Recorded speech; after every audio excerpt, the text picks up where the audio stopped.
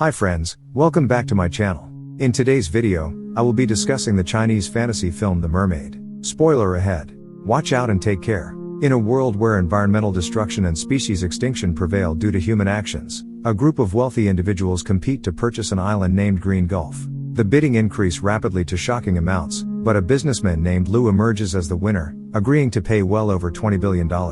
Soon after, all the business magnates, including a billionaire named Shan, who resembles a budget version of Iron Man, gather at Lu's home in their special vehicles. Lu warmly welcomes them, but their true intentions soon come to light. They reveal that the bidding was a clever scheme to make Lu lose a substantial amount of money, as the island is a protected conservation area, housing numerous dolphins, making any real estate development impossible. Amidst their laughter and mockery over Lu's apparent misfortune, he unveils that he actually secured the construction permit by proving the absence of dolphins on the island. Their true colors are quickly exposed, especially Chen, who directs a stream of insults at Lu for his deception. However, karma strikes when Chen's jetpack starts malfunctioning, causing him to fly uncontrollably. Amused by his rival's desperation, Lu celebrates by throwing a grand party, surrounded by beautiful women. One of his competitors, Rulon, tosses her expensive watch into the pool, offering it to any girl who can retrieve it. The watch is valued at $8 million, leading the women to jump into the water frantically, revealing their gold-digging nature. In an attempt to secure a partnership in the new project, Rulon attempts to seduce Lu using her feminine charms. Despite her efforts, Lu remains level-headed and eventually strikes a deal with her. Amidst the celebration, chaos erupts when an eccentric woman with unique makeup appears. The bodyguards react swiftly, restraining her and bringing her to the ground. Lu intervenes, seeking to understand the situation, only to discover that she was not invited to the party. Identified as Shan, the woman continues her awkward attempts at flirting while insisting that Lu call her for a future date. Annoyed and embarrassed, Lu takes her phone number, dismisses her as only fan, and orders his men to escort her out. Unfazed, Shan rides her skateboard back home, arriving near the Green Gulf. To everyone's astonishment, she enters a massive cave that leads to a hidden boat. It is then revealed that Shan is a mermaid from the ocean, and her entire tribe has been compelled to take refuge on this boat, left with no place to call their own. Lu's devious plan to obtain the building permit involved deploying powerful sonar machines in the nearby oceans, driving away dolphins and other marine life, unknowingly affecting the merpeople, led by their leader Octopus, who seeks revenge.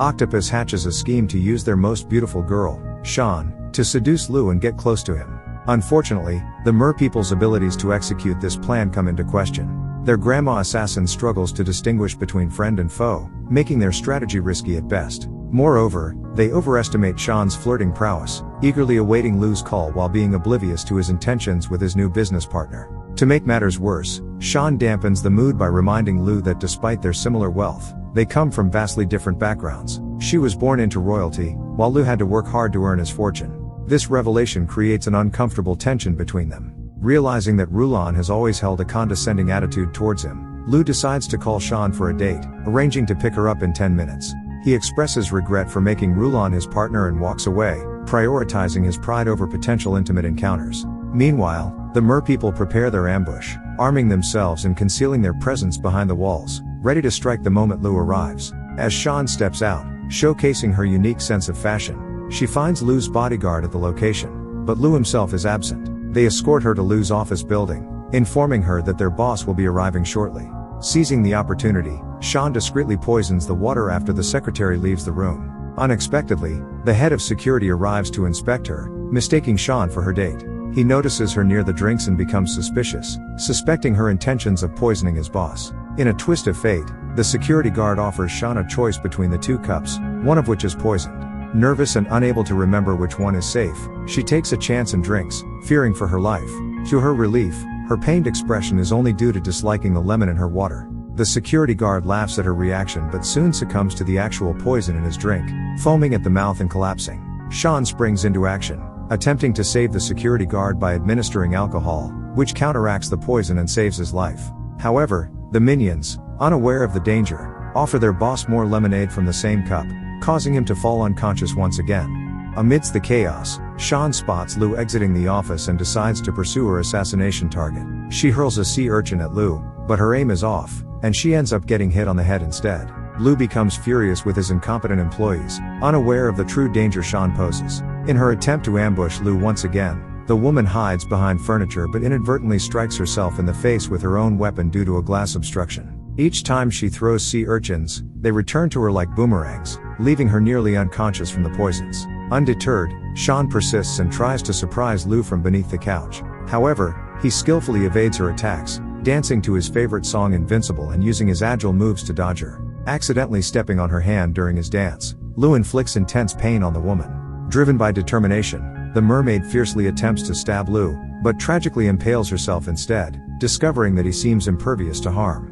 When Lu finally turns his back, Shan manages to shake off the urchins and launches herself towards him. However, her pursuit is cut short as she is unexpectedly struck in the face by a golf club, leaving Lu shocked to find her on the floor. Shan persists in her attempts to flirt with Lu, but he's determined to get her to leave, offering her piles of cash, assuming that's what she wants. However, to his surprise, she refuses the money, leaving him puzzled by her behavior, as he's never encountered someone like her before. Just as Lu is about to leave in frustration, he suddenly changes his behavior and acts like he's head over heels in love with Shan, putting on a show for Rulon, who has just arrived. Lu takes Shan in his arms, pretending to have a fantastic time, all while Rulon gazes at them with jealous eyes. Following Shan's lead, Lu accompanies her to a street restaurant for dinner, but he's taken aback, considering the place beneath his standards. Despite his initial reluctance, hunger eventually gets the best of him, and he starts devouring the food, pleasantly surprised by how delicious it is. Surprisingly, as Lu finishes his meal, he is overcome with tears, reminiscing about his impoverished childhood when his family resorted to stealing chickens that tasted just like the ones they had eaten.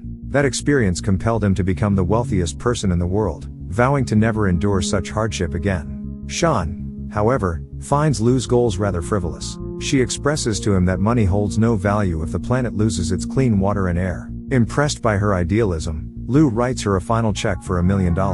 However, Shan tosses the check into the fire, emphasizing that money means nothing to her and that she is here solely because she genuinely likes him. Shan begins to sing, and Lu realizes that they share the same taste in music, joining in the duet. Their harmonious performance becomes so captivating that Shan unleashes her mermaid voice, causing the glass in the vicinity to shatter, inadvertently knocking off Lu's fake mustache in the process. The pair enjoys numerous carnival rides, and Lu finally lets loose, relishing the joy of the moment and reminiscing about the good memories from his childhood. Later that night, they return to the island where Shan claims to live, but her happiness is cut short when she receives a phone call from Octopus, informing her of their people's plan to ambush Lu from behind the door. As they approach her house, Lu holds Shan's hand, and it becomes evident that she has developed feelings for him as well. Before opening the door, Shan asks Lu what he would want to see if this were his last moment alive. Without hesitation, he answers that he would only want to look at her. Touched by Lu's response, Shan attempts to reveal her true identity as a mermaid, taking off her clothing to show him. However, due to the lack of proper lighting, Lu fails to see anything and suggests they go inside for a better view. Shane smiles and enters the room, seemingly saving Lu's life.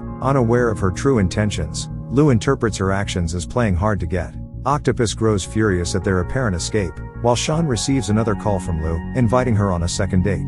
The merpeople hear about the date and begin chanting for Lu's demise, but Shan is torn between her mission and her feelings. The next day, Lu takes Shan to a sushi restaurant, while Octopus plans to kill him, disguised as a chef. However, their plot is foiled by the sudden appearance of numerous bodyguards. To avoid suspicion, Octopus pretends his tentacles are part of the meals and cooks them on the table, concealing his suffering. The chefs unknowingly make things worse, using painful methods to cut the tentacles, causing Octopus to display terrifying expressions. All the while, Lu remains oblivious, thinking it's all part of the act. As the pain becomes unbearable, Octopus finally releases a cloud of ink, escaping through the windows just in time. Shan tries to pass off the escape as part of Lu's performance, but he remains largely unfazed, preoccupied with more significant announcements. To Shan's astonishment, Lu presents a wedding ring and proposes to her on the spot, declaring that she's the best thing to have happened in his life.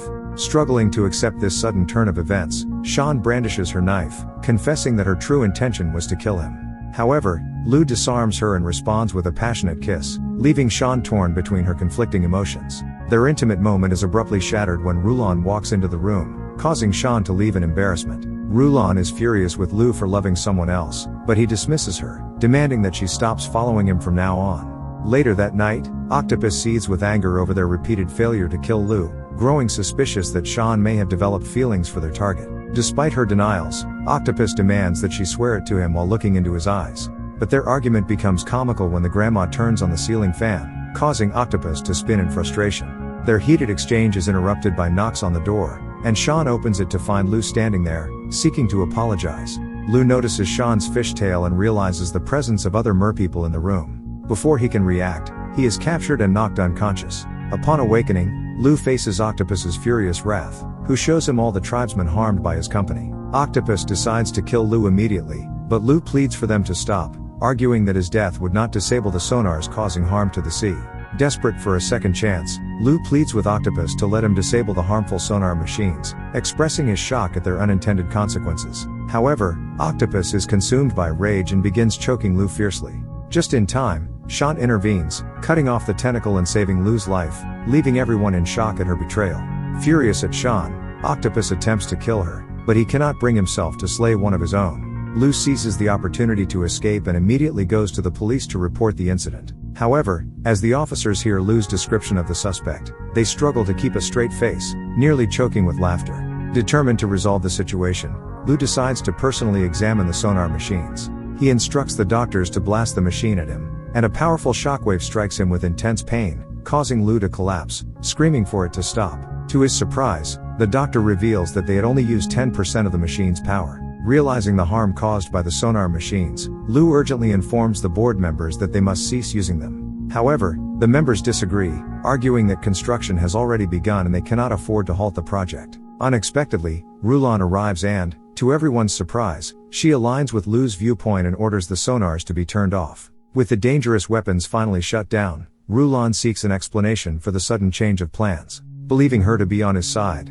Lu confides in Rulon, sharing the truth about the merpeople and how they are trapped on the island due to the company's sonars. To his astonishment, Rulon displays no surprise and reveals that her team has been actively searching for the existence of mermaids for a considerable period. Furthermore, they have already discovered multiple merpeople dead bodies, and now they aim to obtain live samples, anticipating unimaginable profits for their company as a result. Lu rushes towards Shan's location, attempting to call her, but she does not answer. Fearing the worst, he speeds towards the island to find her. Meanwhile, Rulon orders her men to head to the island with the intention of capturing and killing all the merpeople as if they were mere animals. The mercenaries arrive and find the place seemingly deserted, but upon diving into the water, they discover the merpeople hiding in the pool. Without hesitation, the humans point their guns and unleash a barrage of merciless gunfire, inflicting severe injuries and turning the water crimson. The merpeople are forced to emerge from hiding, desperately trying to dodge the bullets but becoming stranded at the water's surface. The humans continue their heartless assault,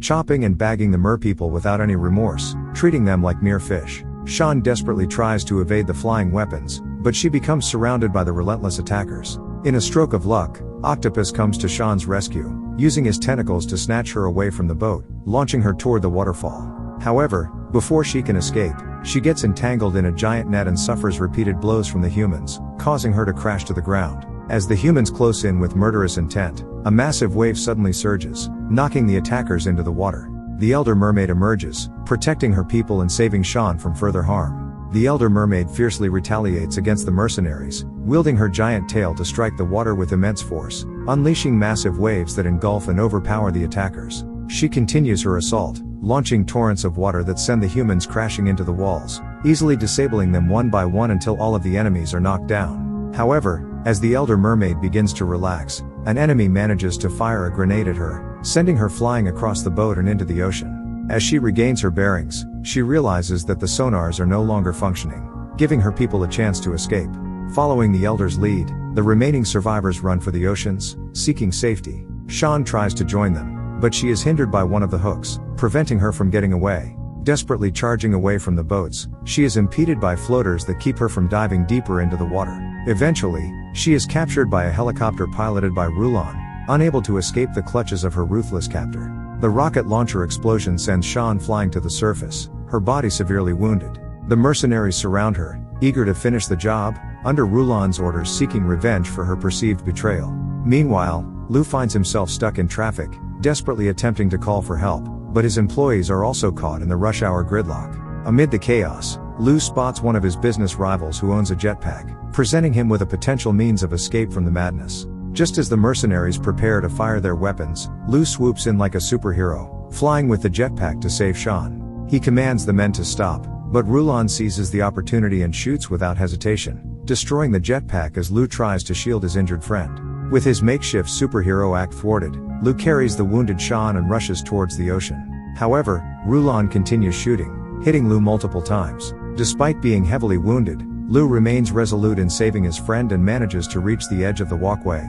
He releases Shan into the water before finally collapsing from his injuries, just as the police rush in to offer assistance. Some time later, an author arrives at Lu's home to interview him, hoping to uncover the truth about the mermaids. Lu initially laughs off the notion, dismissing it as mere fairy tales. However, he then surprises the author by revealing that he is no longer single and is now married to Shan, who can perfectly disguise herself as a human. Together, Lu and Shan dive into the ocean, where she reveals to him the wonders and beauty of her world, and they embrace the joy of finally being together with her people. Thank you for watching our recap. If you enjoyed it, please hit the like button and feel free to explore our other recaps.